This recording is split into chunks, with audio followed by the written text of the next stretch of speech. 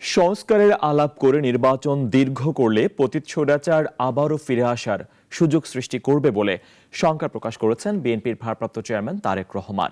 নির্বাচন যত দ্রুত হবে সমস্যার জট তত দ্রুত কাটবে বলেও জানান বিএনপির এই শীর্ষ নেতা। রাজধানীর কদমতলীতে বিএনপির ঢাকা মহানগর দক্ষিণ আয়োজন করে দলের ৩১ দফা নিয়ে প্রশিক্ষণ কর্মশালার। এতে লন্ডন থেকে ভার্চুয়ালি প্রধান অতিথি হিসেবে যোগ দেন বিএনপির ভারপ্রাপ্ত চেয়ারম্যান তারেক রহমান। মানুষের অধিকার, বিএনপি চাচ্ছে মানুষের অধিকার প্রতিষ্ঠার। জবাবদিহিতা না থাকলে দেশ কোনোভাবে এগিয়ে নেওয়া সম্ভব না বলে জানান তারেক রহমান। যত দ্রুত আমরা গণতান্ত্রিক প্রক্রিয়ার কাজ শুরু করব, বলেন, গণতান্ত্রিক প্রক্রিয়া শুরু করতে দ্রুত নির্বাচনের ব্যবস্থা করতে হবে। নির্বাচন হলে যেটি হবে সেটি হচ্ছে জনগণের কাছে জবাব দিতে তারা বাধ্য থাকবে। তার ফলে এই যে সব সমস্যা যেগুলা বলছে সমস্যা, কিছু কিছু মানুষ সেই সমস্যাগুলোর সমাধানের পথ গিট্টু জট আস্তে আস্তে আস্তে খোলা ধরবে।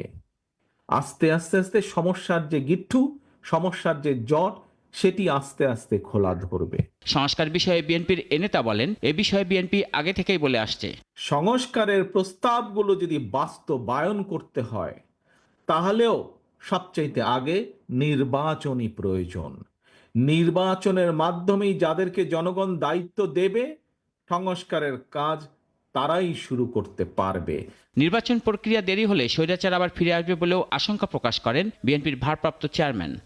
যদি নির্বাচন প্রক্রিয়া দেরি হয়, যদি সংস্কার আলাপ আলোচনা দীর্ঘায়িত হয়, তাহলে সেই স্বৈরাচার সুযোগ পেয়ে যাবে আবার দেশের মানুষের কাঁধে চেপে বসার। দেশকে সামনের দিকে এগিয়ে নিতে এবং রাজনীতির গুণগত পরিবর্তন করতে সবাইকে আলোচনা করে উপায় বের করে তা বাস্তবায়ন করতে হবে বলেও জানান বিএনপির এ শীর্ষ নেতা। আমাদেরকে গণতান্ত্রিক প্রক্রিয়ার কাজ শুরু করতে হবে।